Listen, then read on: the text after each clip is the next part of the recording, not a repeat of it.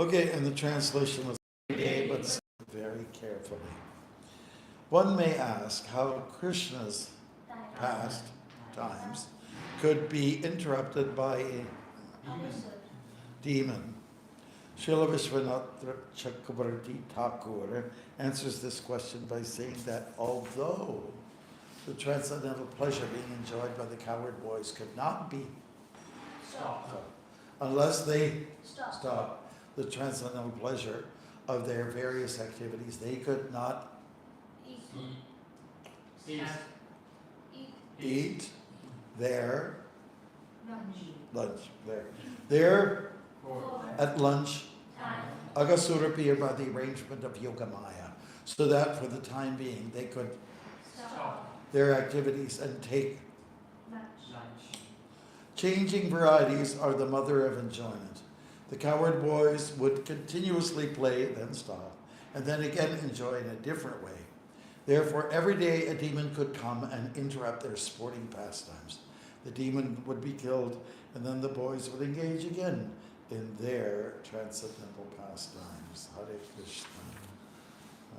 Nama Om Shivadaya Vishnu Givaranda Swami Namaste Saraswati Gauravani Vicharini Trisha Shinyavati Pascha Chivish Harini.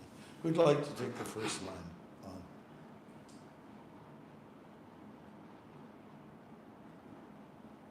We're going to give a class on each sentence.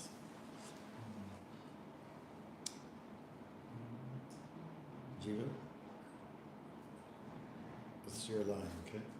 Like from one may ask how Krishna's pastimes could be interpreted by a demon. That's all. Yeah. That's all I get. Yeah. You have to really use your brain. Okay. Who would be the next one? Srila Vishwanath Chakravarti answers this question is saying that on the transcendental measure could not be stopped unless they stopped the transcendental measure. Various activities they could not eat them. Okay, great. And you're going to talk on that. You give a little mini Bhagavatam class. Next one.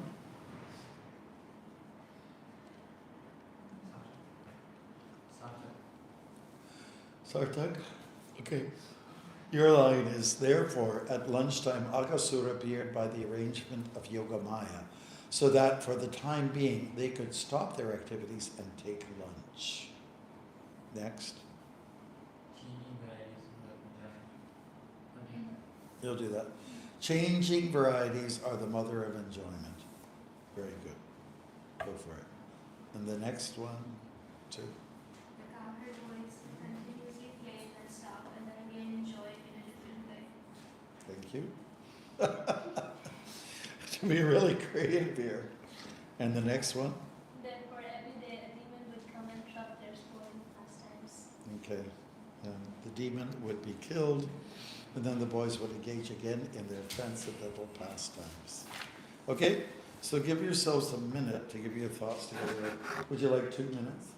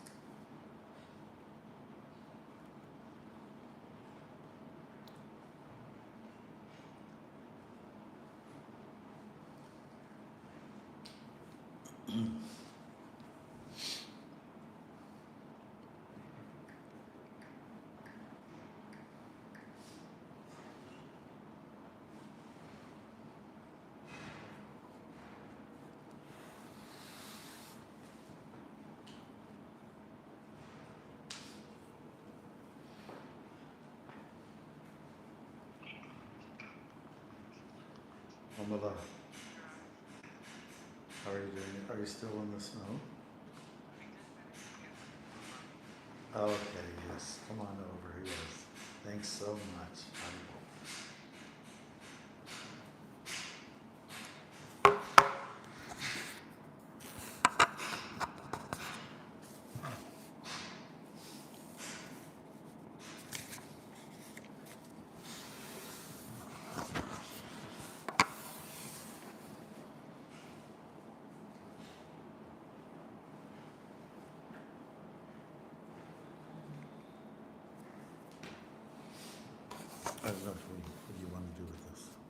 to everyone? Pass it on, okay.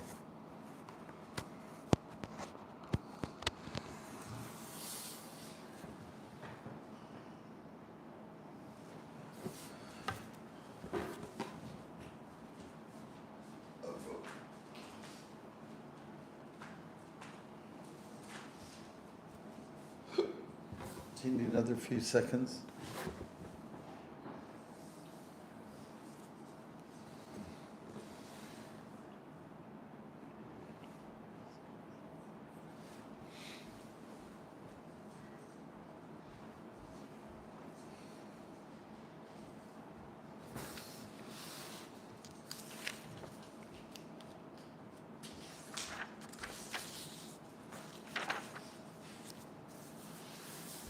Let it go.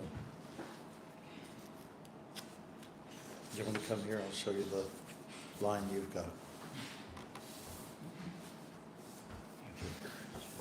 The demon would be killed, and then the boys would engage again in their transcendental pastimes. Okay. Give a class, please. Okay, for how long? 3 minutes, you can talk. But everyone's ready, pretty much, right now? Okay. All right, so we'll begin with Jiva, I think, right? Jiva Daya. I read the sentence so we can get a refresher, and then just speak about it, okay? And then after we're finished, everyone, we'll leave a little period for questions and answers, deliberations. Do you need to see the sentence one more time? You're very much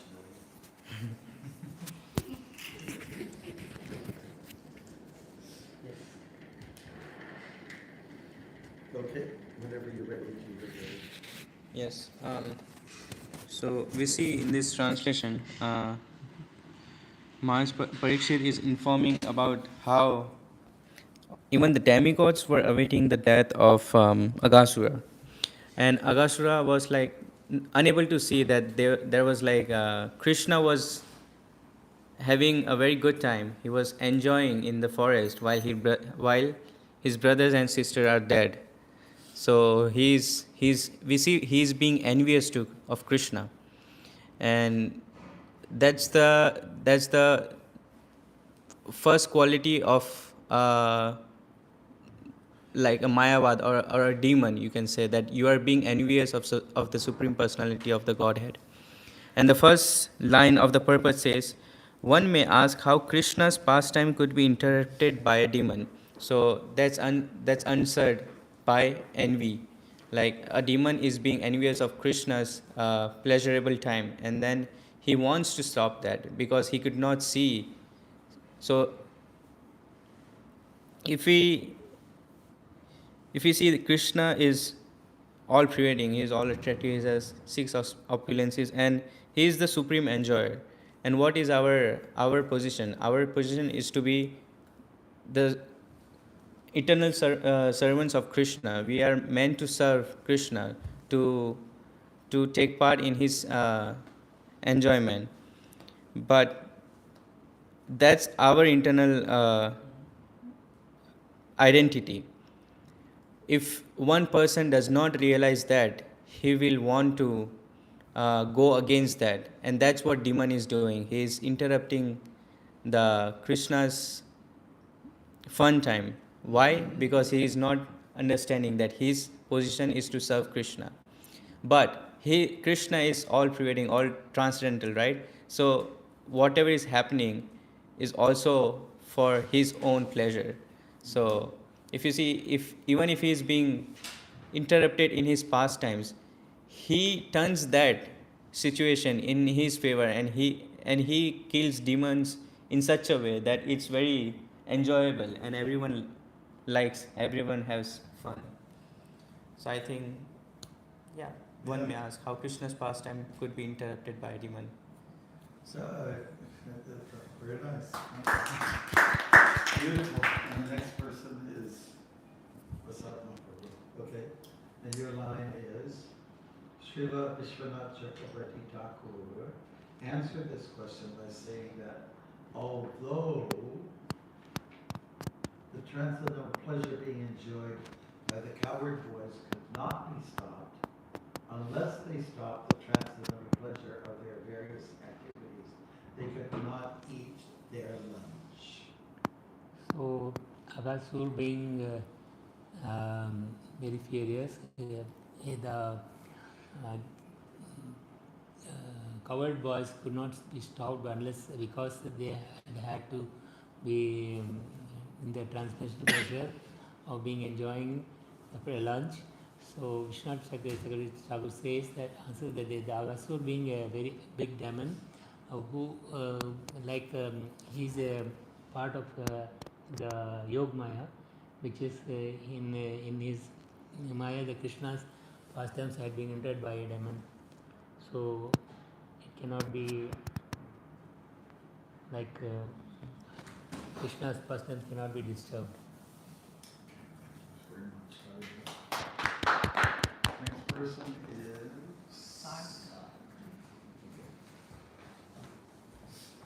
This is a good exercise. So I have small points. Therefore, Shall we read this again? therefore, at lunchtime, Agasur appeared by the arrangement of Yogmaya, so that for the time being, they could stop their activities and take lunch. Yes, Jivdev Prabhu said that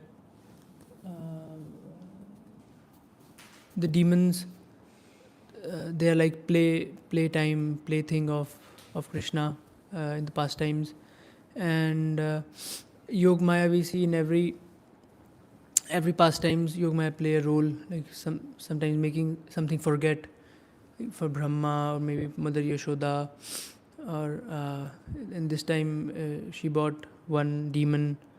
So yes, we want to be. I realize that Maya will be there. It's either we are controlled by Mahamaya or Yogmaya, but Maya will be there.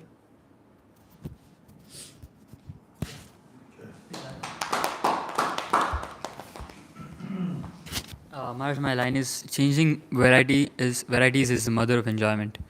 And Prabhupada mentions this about this in purports and in his classes many times, that changing varieties is the mother of enjoyment. And I've noted down a few points on that. It's very true also if we see in material sense also. If you don't have variety, we cannot enjoy. For example, just imagine we have to eat the same prasadam every day, all time. Just imagine how it will be. It will be very boring, right? We would not want. Oh, Krishna. So, we cannot really enjoy that. And enjoyment comes from variety. So, in Krishna's pastimes also, he needs variety. So, what happens is Krishna is playing and enjoying with his cowherd men. And now he needs some variety. So, what happens? Yogmaya sends demons. So now demons will bring a variety, and then Krishna will fight with them, and then they'll be killed. So this is to enhance Krishna's pastimes. Demons are being sent, and then Krishna kills the demons. So he enjoys variety in that way.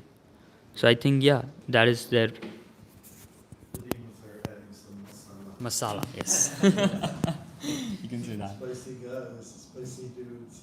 All right, who's next? So my line was, Marsh, the cowherd boys would continuously play, then stop, and then enjoy in a different way. I was reflecting that with Krishna, there is no stop in enjoyment, because when the cowherd boys are with Krishna, they're essentially in spiritual world. And in spiritual world, there is no end to bliss, unlike end to the bliss or happiness. But in material world, it's temporary. So in spiritual world, cowherd boys can go on playing again and again without getting tired ever.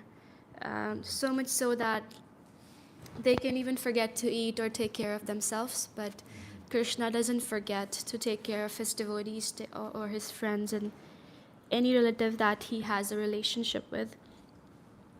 So he made sure that everybody has a timeout, that they're stopping and then eating and then enjoying in a different way. So unless something big happens, they won't stop because they want to enjoy all the time with Krishna. So then demons come every day, a different one comes. So then they can have a different kind of enjoyment, different kind of experience every day. So I guess Krishna here is like fulfilling their desires in a way that their parents are happy because their children are eating on time, and the boys are happy because they're spending time with Krishna, and even the timeout is adventurous for them. And Krishna is happy because he gets to spend time with his devotees.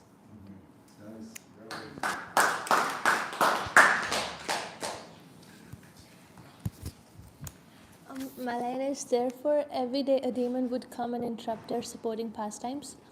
All I could realize from this line was, as demons were coming every single time to interrupt their pastimes, same in our lives, disturbances comes whenever we go and try to engage and in Krishna consciousness. So obstacles will come when we try to serve Krishna, but Krishna will protect us as he killed every demon whoever came to interrupt the pastimes. Same for us, whenever there is any obstacles or if Maya is attacking us, he's always there to protect us and help us to go back to him again. So, yes.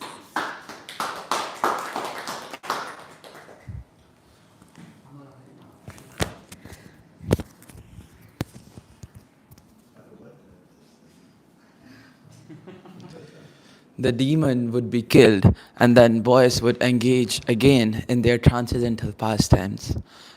This made me think about the fact that how in material world, if we read one thing again and again, we get bored out of it. The next time you read it, you're like, okay, now I'm done. If you read it again, then you're like, okay, I don't want to read it again. But the more we read about Krishna's pastime, similar kind of things are happening. Demons are coming, they're getting killed. They're coming, they're getting killed. But it gets more and more exciting, right? And then this also reminds me to contemplate on a verse from Brahma Samhita, where Brahma said, Advaitam Achyutam Anadim Ananta Rupam Adyam Purana Purusham Navayovanam Cha. That Krishna, his pastimes are eternal, and these pastimes are happening since a long, long time, even before the universe was started. Still, he's Navayovanam Cha. Whenever we read these wonderful pastimes, they get more and more exciting. You read one time and then later you read commentaries by Vishwanath Chakravarti Thakur, Bhakti Vinod Thakur, and different acharya. It just enhances the taste a lot. And that way, Krishna is Navayovanam Cha, and his pastimes are also very exciting. Okay, nice. So, Ishan, what we'll do is we'll ask you to choose one line and just speak on it. You got 3 minutes. Okay. Right now. Right now. Right now. Right now? Oh. Everyone else is covered, right?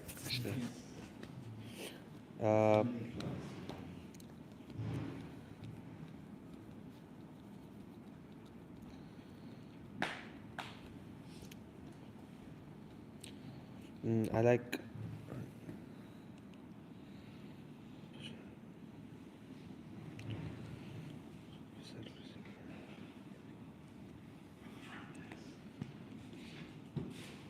I like the line, but I think this line is taken before. Is that fine, Maharaj? So the line is changing.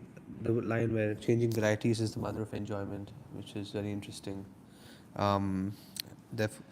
At lunchtime, Aghasura appeared by the arrangement of Yogamaya, so that for the time being they could stop the activities and take lunch.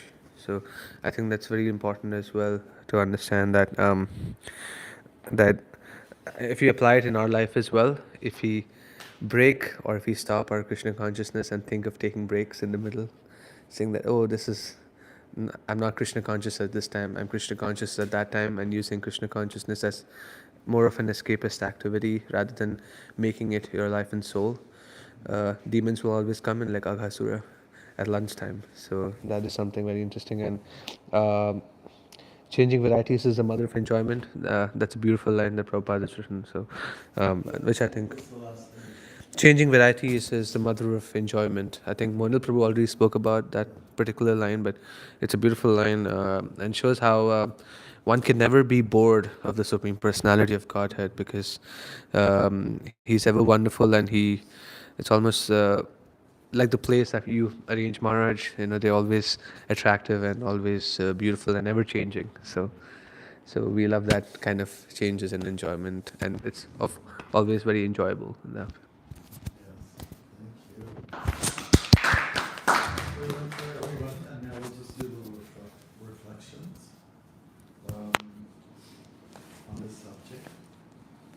We know from the nectar of devotion that Srila Prabhupada explains, practically every day comes and sent an asura to have to do with Krishna. Like every day, it was common. And it went on so frequently that Nanda Maharaj, who was the head of this Sardiya, the wildlife states, and moved somewhere and plant it in the ground, anchor somewhere else, just for Krishna's safety. There was a lot to worry about, and Garga Muni, the family priest, also, he said, let's go to the shed, and I'll tell you a little bit about your boys, And he didn't want that to be spread out, because it would create unnecessary alarm and tension. So there was a lot of, let's say, danger lurking around, even in Krishna's pastimes. And we discussed it before. Krishna's Leela can be compared to Herod's, who was a terrorist during the time of Jesus. Jesus was apparently born in a manger with cows, but I heard otherwise, that he was, born in a cave. It's pretty much the same thing. Yeah, so a few things about that, and Krishna didn't mind. We're talking about interruption. He didn't mind the interruptions. He really didn't mind. I mean, he loves to fight. He loves to take on, and some adversaries. And one important point here is that in Vaikuntha Dham, there is no fighting. Fighting only goes on in this world. And so that's what he experienced. So when we get there one day to Vaikuntha Loka or Krishna Loka, we may not encounter friction in the same way that we experience in the mundane world. But I would just say that in terms of Krishna's pastimes and a variety of them, you could take your pick. Do you like Krishna as a baby crawling around, getting into trouble? Do you like him when the demons are coming? Or do you like Krishna in his pastimes with Radharani on a conjugal level? Or would you like Krishna just to be a pandit, as he is with Arjuna, a friend also? You have your choices, different faces of the Lord, and you have your own preferences. Prabhupada was given broccoli and he didn't care for it. He was given pasta, didn't care for it. To each his own. It was a little bit like that. It's a matter of preference. Also, when it came to eating, because we're talking about lunchtime, right? When it came to eating, devotees sometimes wonder, what did Prabhupada eat first? Was it the ginger? Was it the sweet? Was it the sour?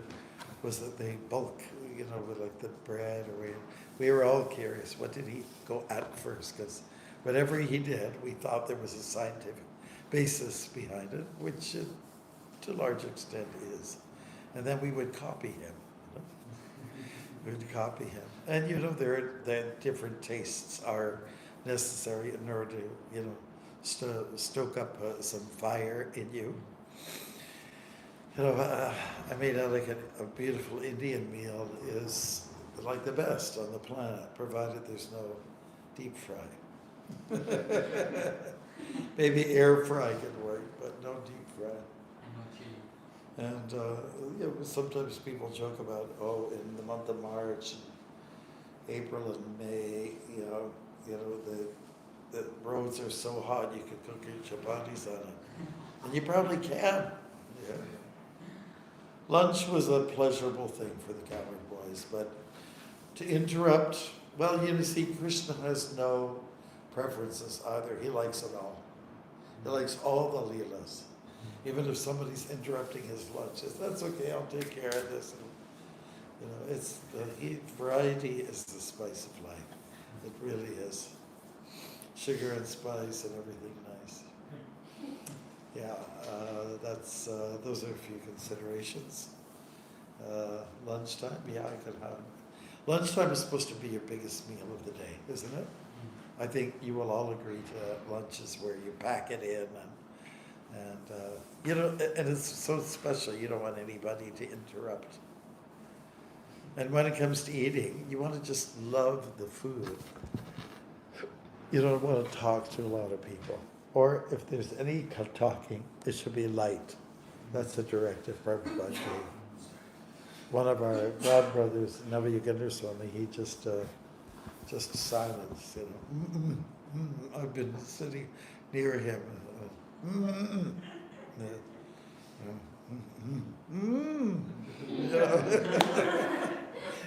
He'll make all these gestures. So he's on a strict vow during prasadam. I guess there's different reasons for it.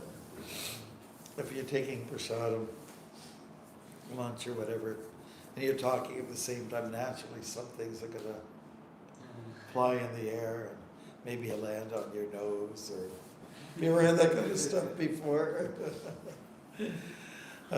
One of our devotees, Sabhyasachan, he's coming from Halifax, he'll be here. Krishna had the lunchtime anyways in the pasturing grounds. He had rice and mixed with dahi, yogurt, and then there would be fruit in there as well. All mixed fruit. Probably was mango in there. And that was his preferences now. At Rajboga, there's this song, Bhajabaka Tabatsala Shri Gora Hari, Shri Gora Hari, so he goes to Bihari. Yeah, and it's all about who's participating in the meals, It is Nanda and it's Yashoda, the gopis. In fact, if you look at those words in that song, you'll see there is a disciplic succession. There's a parampara, how it starts. It starts with some Brajabasi, and that goes right on up to Radharani before it gets to Krishna. So there is a parampara there that you can study. And a word of caution, don't try to imitate the Brajbasis too early. It is recommended in the Nectar of Devotion, eventually you may get there, right? When we get closer to the spontaneous service of what we call Raganuga Bhakti. But imagine this, Krishna, he's got this Leela going on in the spiritual world. And now he's coming for variety. Maybe it's a little bland up there. And now he's coming for something unique, where he gets a chance to use weapons. Because there's a side of Krishna where he's a Kshatriya, right? He's not a Brahmin. He comes more from the Vaishya Kshatriya background. And so you expect or anticipate that he's going to get into some kind of, conflict and resolution. And his idea of resolution, I'm just going to kill these guys, that's all. I'll take care of them. He tightens his belt before he goes into, then Kaliya jumps off the kadamba tree, and he tightens the belt like some kind of wrestler, just to get ready, And he does take care of Kaliya. Kaliya also, by the way, is like a snake, a 100-hooded monster. And whereas Agasur is just one big fat guy. Yeah. And the devotees of the Lord are a little bit bewildered. Oh my God, like, yes, but Krishna was bewildered. Also, oh my God, they all went into his mouth. And I guess they're overconfident, thinking I'll take care of everything. You know? It's interesting, they initially thought that Agasur was a statue. Later on, they got to understand that, oh, maybe this is for adventure, let's have some fun. Yeah. And sometimes, like in the past, we line up devotees, sometimes younger people, for playing different roles, you know. You have your choice, Nanda, you have, you know, it could be Kams, it could be, you know, some sadhu and so on like that. But everyone wants to be a demon. Everyone wants to be a demon, I guess, because being a saint is too much like, have you ever heard the tape, does anybody use this term, goody two shoes? You ever heard that before? Goody two shoes. You know, two pies, too bland. Because people are really proper and in general very dharmic. They can be a little bit on the bland side. I think a lot of us like spunky people, and but it's not like that with Krishna. But you know, he's got the variety going for himself, and of course, wherever he is, his community is going to feel the same way. It'll be a mixed reaction, ambivalence. Will be good and bad. The good and bad and the ugly is what he's going through. Good. I think does anybody have any questions? Anything at all? Yes, ma'am. It's just a general question. Like when we describe Krishna as well, someone similar whose pastime also comes as Jesus. That Krishna is. When we describe Krishna's pastimes, Yeah. someone who is born into a similar kind of network, family structure is also Jesus as well. So is there any similarity or is any research that's been done in terms of Jesus Christ and Krishna? And Well, I remember years ago in the Windsor Star, there was an article. I recently just looked it up. Those were the days when newspapers were more popular, and those were the days when there were religious editors. They don't have them anymore. They've done away with that. That's my interesting. I read the article. I found it very interesting. Were they doing parallels? So there was a lot of intrigue, just to begin with. A lot of intrigue between the newborn child and some tyrannical ruler, some terrorist. So in the case of Krishna, it's Kamsa. In the case of Jesus, it's Herod. I think they exhumed his body and they found he had gonorrhea and all kinds of, you know, horrible diseases. And yeah, it must have been a horrible lifestyle.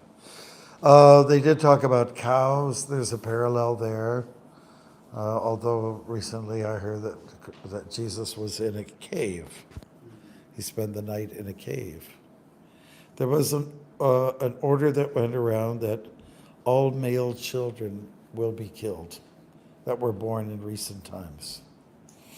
So that's one interesting thing. And in the case of Krishna, all of Vasudeva and Devaki's children will be killed. So that's there. One thing we can hook up to the Vedas. The three kings of the Orient, they're usually portrayed as quite dark, like they'd be from South India or Andhra Pradesh, something like that. And they followed the star, which led them to where Jesus was. So there's some links there. Krishna actively got involved in punishing people. Jesus didn't really do that. But he did get angry once when in the synagogues, he turned over all the tables which were used as gambling facilities. in a synagogue? Pardon me? There were gambling tables in a synagogue. Yeah, well, it got corrupted. It got toxic. It's easy to see that those kind of things could happen. That, say you have a hall and you have people with different stalls and they got their wares, and it could just really turn into something not nice. So Jesus got very angry, like Krishna gets angry.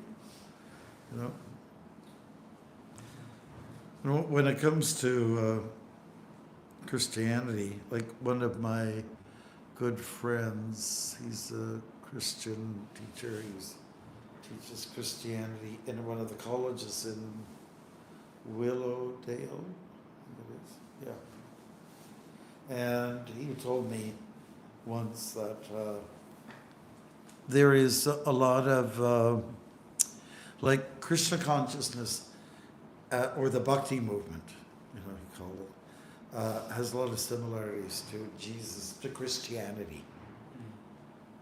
Because of the Leelas, Now the Catholics get more involved in Leelas.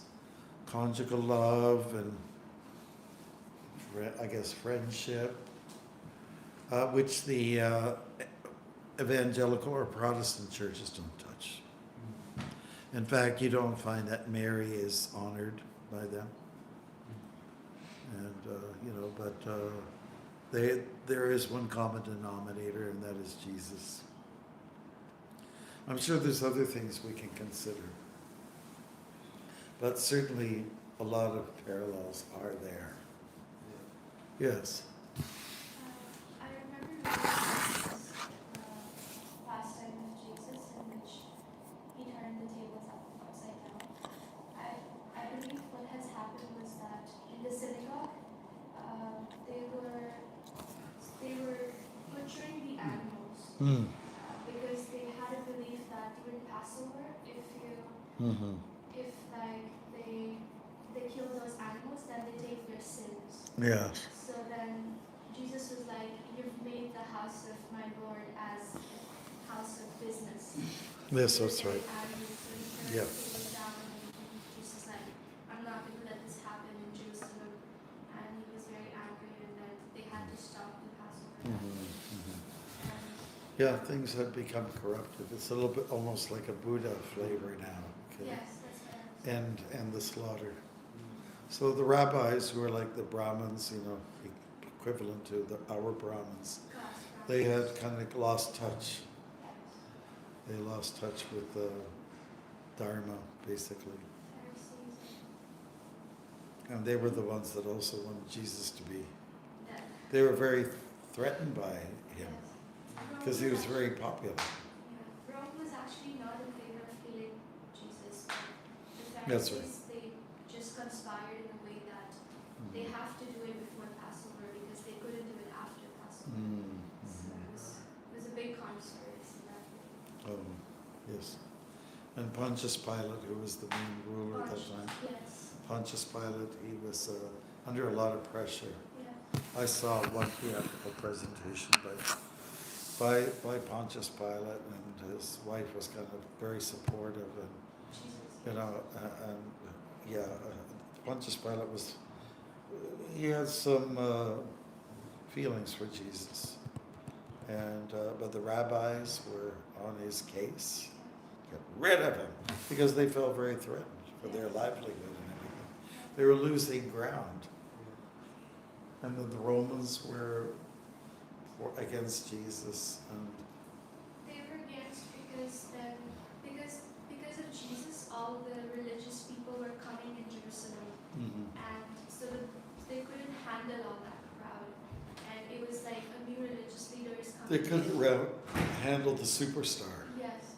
Jesus Christ. And they felt threatened because he's speaking very truthfully. He's living like a sannyasi, and very contrary to the way that they were living. Good stuff. Bruce, thank you. Oh, did you have some? Yeah. Thanks for removing the snow, by the way. Thanks for engaging. Maharaj, you mentioned everyone has their different preferences. Yeah. And then you also mentioned one may like Krishna as a child, one may like Krishna in a different way.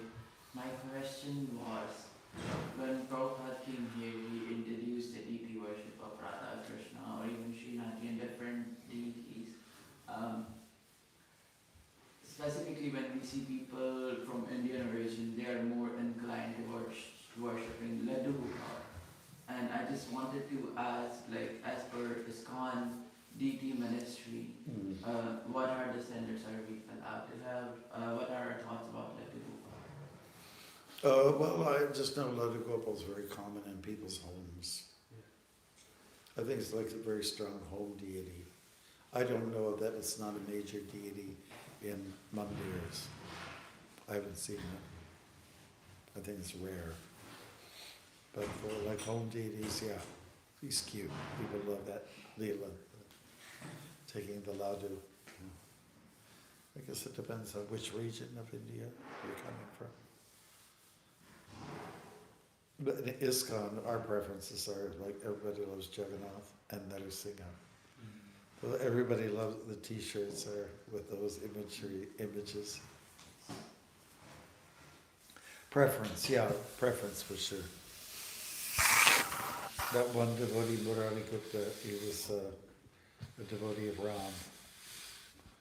And the Lord led his Chaitanya Mahaprabhu was suggesting, why don't you go to Krishna? And then he couldn't sleep that night. He was so troubled. He said, Ram is for me. He just couldn't relate to Krishna so much. So he didn't really want to offend Mahaprabhu by disobeying him for his not following his suggestion. But rather Chaitanya Mahaprabhu congratulated him, said, you are the real thing. You're the real devotee.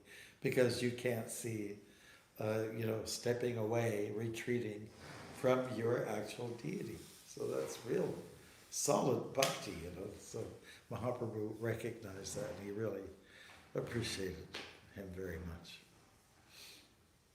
Yeah. Okay, I guess we can go.